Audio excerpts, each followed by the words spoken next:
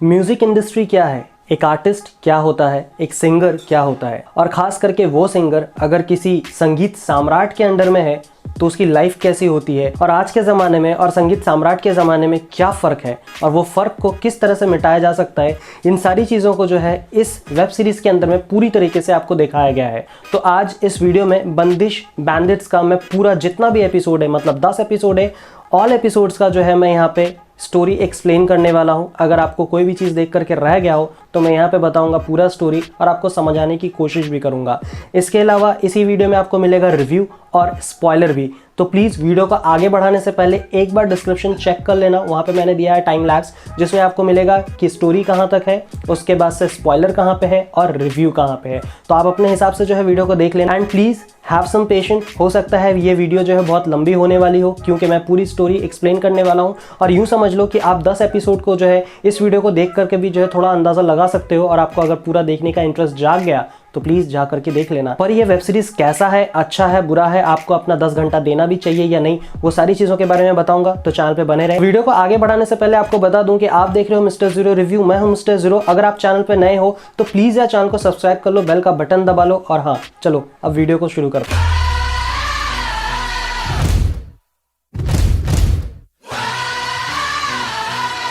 बंदिश बैंडिट एक ऐसी स्टोरी है जिसके अंदर में आपको बताया जाता है कि एक कलाकार की ज़िंदगी क्या होती है और एक कलाकार किस तरह के प्रेशर से गुजरता है। अब ये सुन करके ये मत कहना कि यार बहुत ही बकवास सा होगा या फिर पता नहीं कैसा देखने को होगा। तो चलो स्टोरी की शुरुआत करते हैं। तो जैसे कि पहले एपिसोड में दिखाया जाता है कि कुछ बच्चे बैठ करके जो है संगीत सीख रहे होते हैं, और वहीं पे संगीत सिखाने वाले जो गुरु होते हैं वो नसरुद्दीन शाह होते हैं। और नसरुद्दीन शाह का जो रोल का नाम है यहाँ पे वो है पंडित जी। मतलब पंडित जी एक ऐसे व्यक्ति हैं जो कि संगीत में जो है अपने आप को सम्राट बना चुके हैं, और उनकी आवाज़ को सुनने के लिए जो है बड़े बड़े राजा भी अपना सर झुका देते हैं। आप समझ सकते हो कि उनकी पहुंच और उनकी इज्जत किस लेवल पे है, और वही डिग्निटी जो है वो अपने घर पे भी मेंटेन किए हुए रहते हैं। तो इनके सामने में जो बच्चे बैठे होते हैं वो सारे बच्चे जो है संगीत तो सीख रहे होते हैं, लेकिन उनमें से एक बच्चा बैठा होता है जिसका नाम होता है राधे, और वो राधे जो है कोई और नहीं पंडित जी का खुद का पोता है, और वो भी संगीत सीख रहा होता है। लेकिन यहाँ पे पंडित जी का रोल जो दिखाया गया है वो रोल इस वक्त तक ऐसा लगता है कि ये बहुत ही स्ट्रिक्ट टीचर है, और एक ऐसे टीचर है जो अपने आप को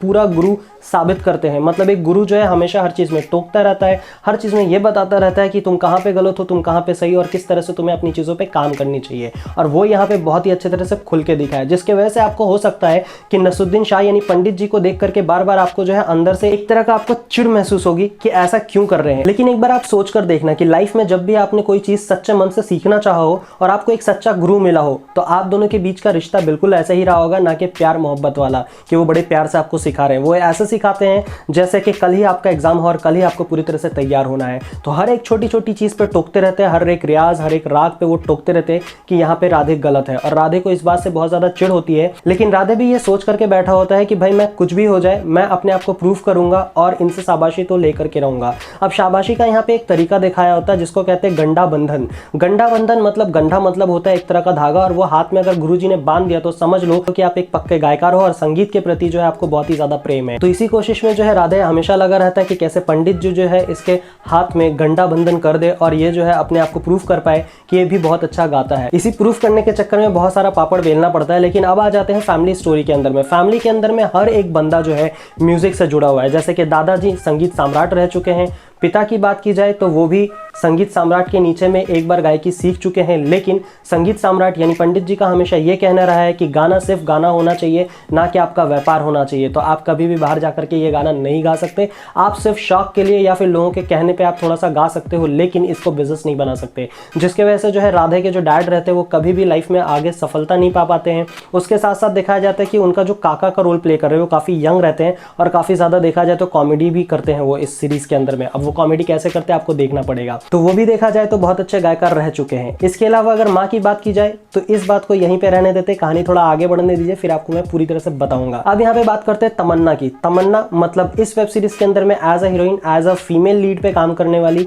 ये वो तमन्ना है जो कि एक यूट्यूबर है। एक ऐसी यूट्यूबर जिसको जो है पूरी दुनिया जानती है, जिसको जो है पूरी दुनिया लाइक करती है। हर तरह से जब भी कोई गाना रिलीज होता है या वीडियो रिलीज होता है तो सबसे पहले इनको जो लाइक्स और बहुत सारे मतलब कमेंट्स मिल जाया करती है, जिसके वजह से जो ये बहुत ही बड़ी सिंगिंग सेंसेशन बनी रहती है। और इनका जो है टाई अप हुआ रहता है एक म्यूजिक कंपनी के साथ में, जो कि एक कॉन्ट्रैक्ट के बेस पे चल रहा होता है। पर यहाँ पे तमन्ना का जो कैरेक्टर दिखाया गया वो एक ऐसे कैरेक्टर में दिखाया गया है जो कि बहुत ही ज़्यादा चुलबुली और बहुत ही ज़्यादा मूडी है। मतलब इनको गाना गाना तो है, वीडियो रिलीज़ भी करना है, लेकिन अपने टाइम के हिसाब से। जबकि वहीं पे म्यूज़िक कंपनी जो इनसे गाना मांग मांग करके थक जाती है, टाइम भी गुजर चुका होता है, उसके बाद से इनके पास से आता है एक मास्टरपीस और तब जा करके म्यूज़िक कंपनी उस वीडियो को रिलीज़ करके पैसा कमाती है। लेकिन इस बार ऐसा कुछ होता है कि तमन्ना के पास में कोई अच्छा म्यूज़िक या फिर कोई अच्छा वीडियो नहीं बन पाता है और वो जाती है अपने डैड के पास में सलाह मशवरा लेने के लिए। तो उनके डैड कहते हैं कि बाहर निकलो और जा करके एक्सप्लोर करो, तभी तो तुम्हारे हाथ में जो है म्यूजिक आइडिया और बहुत सारे अलग अलग चीज़ों को सीखने का मौका मिलेगा। तो जाओ और जाकर के एक्सप्लोर करो। तो तमन्ना जो है एक्सप्लोर करने को जोधपुर के लिए निकल पड़ती है और तभी जो है कॉल आता है उनके मैनेजर का। अब जो यहाँ पे तमन्ना के मैनेजर बने हुए दिख रहे होते हैं, ये एक ऐसा बंदा है जिसको हमने दिल्ली वैली में लास्ट टाइम देखा था। खास करके मैंने तो दिल्ली वैली में लास्ट टाइम देखा था,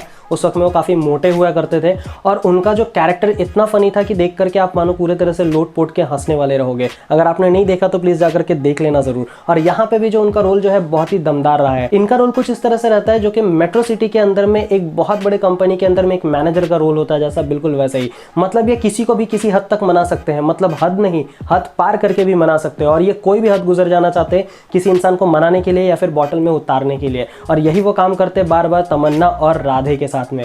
अब बात करते हैं कि तमन्ना और राधे मिलते कैसे। तमन्ना पहुंचती है जोधपुर के एक कॉलेज में अपने म्यूजिक कॉन्सर्ट को दिखाने के लिए। अब म्यूजिक कॉन्सर्ट करने से पहले जो है वो कांटेक्ट करती है राधे के ही एक बेस्ट फ्रेंड को और वो जो है पूरा म्यूजिक कॉन्सर्ट जो है ऑर्गेनाइज करके देता है। अब यहाँ पे राधे जो है अपनी फैमिली को बचाने के लिए जो है नौकरी पे लग जाता है, जो कि पंडित जी के बिल्कुल खिलाफ और पंडित जी के जानकारी के खिलाफ में हो रहा होता है ये सारी चीजें। लेकिन राधे जो है अपनी फैमिली को चलाने के लिए जो है आगे बढ़ चुका होता है। तभी जो है राधे का दोस्त आकर के कहता है कि बाहर निकल, कुएं के मेंढक बना हुआ मत रहे, बाहर निकल करके देख कि संगीत का दूसरा वर्जन क्या है और संगीत जो है किस तरह से दुनिया आज के दिन में एक्सेप्ट कर रही है। ये नहीं मानता है लेकिन फिर भी राधे को मना करके उसका दोस्त कॉन्सर्ट में ले जाता है। कॉन्सर्ट में पहली बार मुलाकात होती है यहाँ पे राधे की तमन्ना के साथ में और तमन्ना को देख करके मानो राधे की होश उड़ गई हो। लेकिन राधे का फिर भी कहना होता है कि इस तरह का संगीत जो है कभी भी संगीत को नहीं दर्शा सकता। मतलब संगीत ये नहीं होता है, संगीत इस तरह से नहीं गाया जाता कि बड़े बड़े स्पीकर पे अपने गले फाड़ करके लोगों को जो है नाच गा करके दिखाओ और कहो कि तुम एक संगीतकार हो, जो कि मेरे हिसाब से बिल्कुल सही भी है। अब इसके बाद से जो है राधे की मुलाकात तमन्ना से बैक स्टेज में होती है और वहाँ पे जाकर के कुछ ऐसा सीन हो जाता है जिसको देख करके मतलब आपके होश उड़ जाते हैं। क्योंकि यहाँ पे तमन्ना जो है राधे का मजाक उड़ाती है और वहाँ पे ये बताती है कि मतलब ये राग और ये जो आलाप लगता, मतलब जो क्लासिकल म्यूजिक होता है और क्लासिकल सिंगर जो होते हैं वो बस बकरी की तरह जो है अपनी आवाज़ में मैं लगाते हैं, जो कि यार बहुत ही ज़्यादा इंसल्ट फील होता है। अगर आप सच्ची में कला की इज्जत करते हो तो बहुत ही बड़ा इंसल्ट लगेगा। तो चलो यार कहानी को आगे बढ़ाते हैं। अब वहीं पे जो है गुस्सा होकर के राधे जो है जस्ट एक राग गा करके सुनाता है और जिसको सुन करके तमन्ना पूरी तरह से मस्मराइज हो जाती है और उसके बाद से उसके जहन में एक ही चीज़ रहता है कि अब मुझे नेक्स्ट गाना जो है इसी बंदे के साथ करना है। अब वो किस तरह से मनाती है ये कहानी आगे बढ़ रही होती है। अब जैसे जैसे कहानी आगे बढ़ती है तो आगे चल के पता चलता है कि पंडित जी को जो है अब लगता है कि राधे का जो है गंडा बंधन कर देना चाहिए और अब वो इस लायक हो चुका है, अब वो संगीत को जो है इस तरह से समझने लग गया है। बस यही सोच में रहते हैं कि अचानक से कुछ ऐसा होता है कि उस टाइम पे मतलब जब गंडा बंधन होने वाला होता है तभी जो है राधे पहुंच नहीं पाता है, जिसको देख करके जो है पंडित जी बहुत ज़्यादा भड़क जाते हैं और सीधा ये फैसला लेते हैं कि अब गंडा बंधन नहीं होगा। अब इस चीज़ की वजह से जो है राधे खुद को पूरी तरह से गिल्टी फील कर रहा होता है कि मैं कैसे भी करके पंडित जी को मना लूँ कि दादाजी जो है मेरा गंडा बंधन फिर से कर दे और इस बार जो है मैं कोई भी गलती नहीं करूँगा।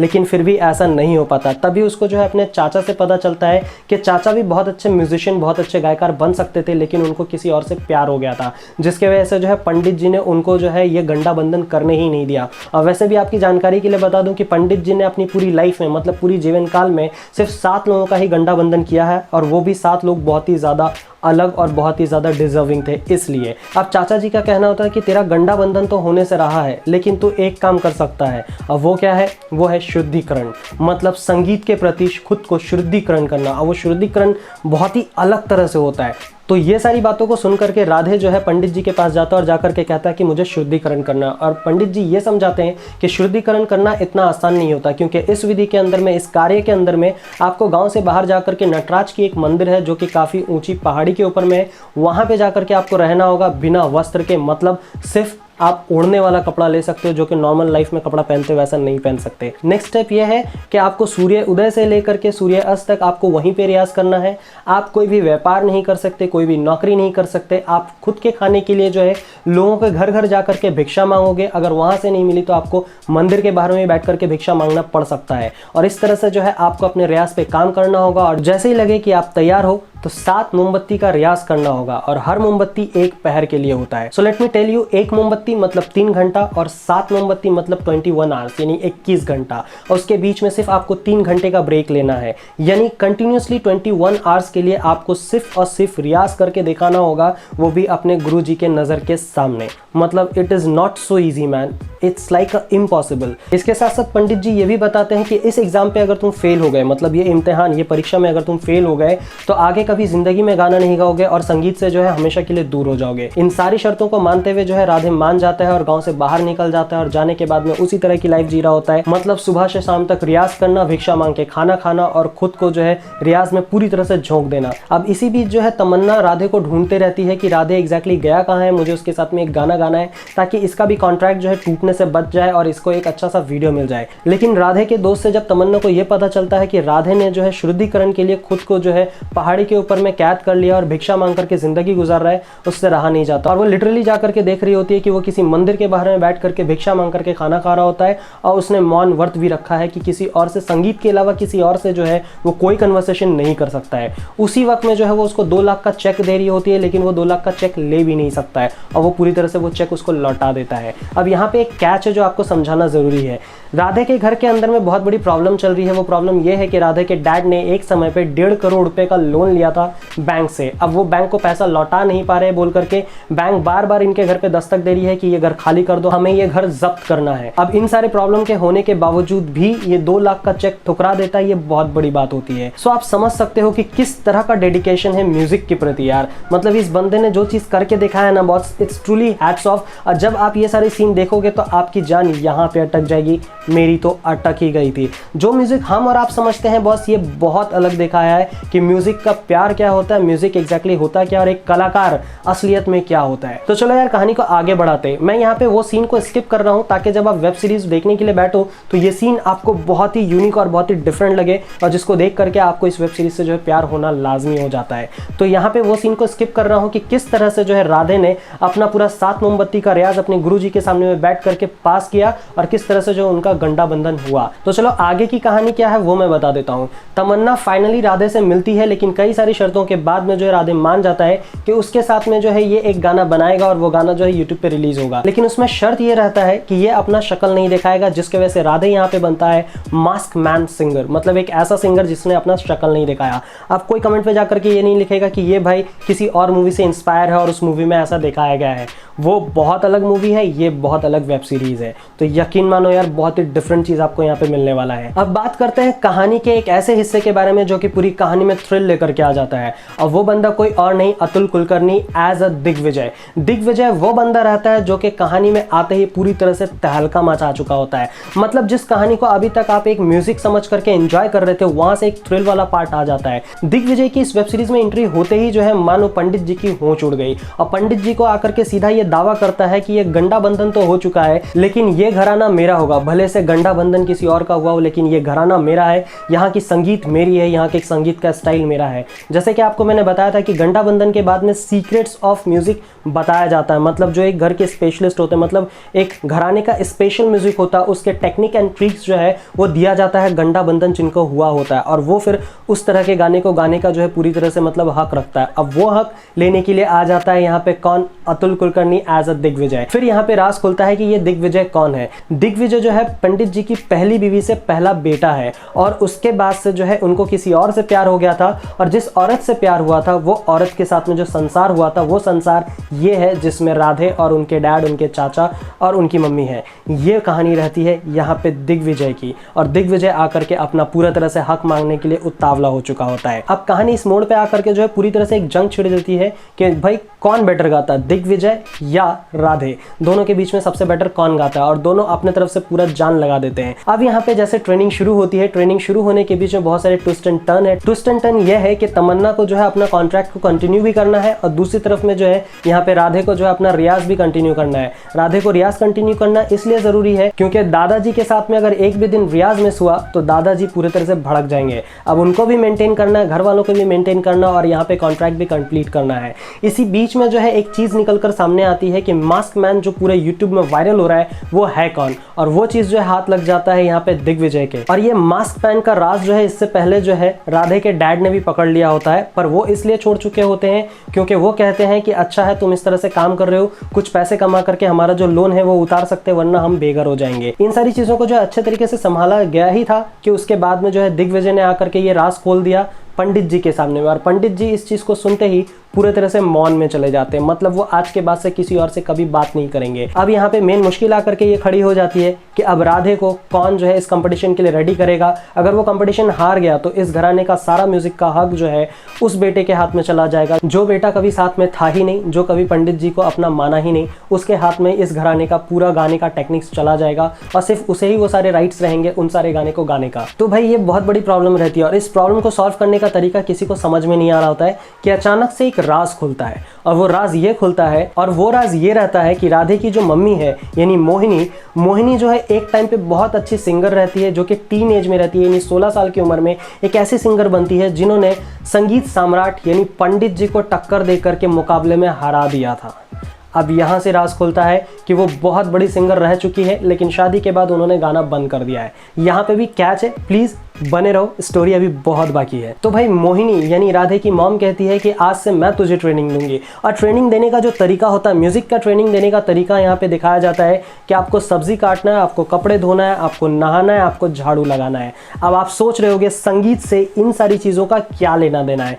ट्रस्ट मी, इस वेब सीरीज़ को देखने के बाद में आपके दिल से जो है ना इज्जत पूरी तरह से निकलेगी लोगों के लिए कि भाई इन लोगों को रिस्पेक्ट करना चाहिए कि एक म्यूजिशियन, एक संगीतकार किस तरह से अपनी पूरी ज़िंदगी झोंक देता है सिर्फ एक संगीत को सीखने के लिए, और वो भी वो म्यूज़िक नहीं जो आजकल हम लोग रिमिक्स के तौर पर सुनते हैं, जबकि वो म्यूज़िक जिसको सुन करके हमारे कान में मानो शहद घुल सी जाती है। तो चलो यार कहानी को आगे बढ़ाते हैं, और आगे चल करके एक इससे भी बड़ी प्रॉब्लम आ जाती है कि पंडित जी को अब जो है सुनाई नहीं देता है। मतलब वो अब धीरे धीरे जो है अपनी हेयरिंग पावर को जो है खो रहे हैं। इस चीज़ को सुनते ही जो है अतुल कुलकर्णी यानी दिग्विजय जो है बहुत ही नर्म पड़ जाते हैं, और वो सोचते हैं कि कैसे भी करके जो है पंडित जी की मदद की जाए, उनकी इलाज की जाए। पर पंडित जी यहाँ पे बहुत ही ज़्यादा अड़ियल दिखाए जाते हैं।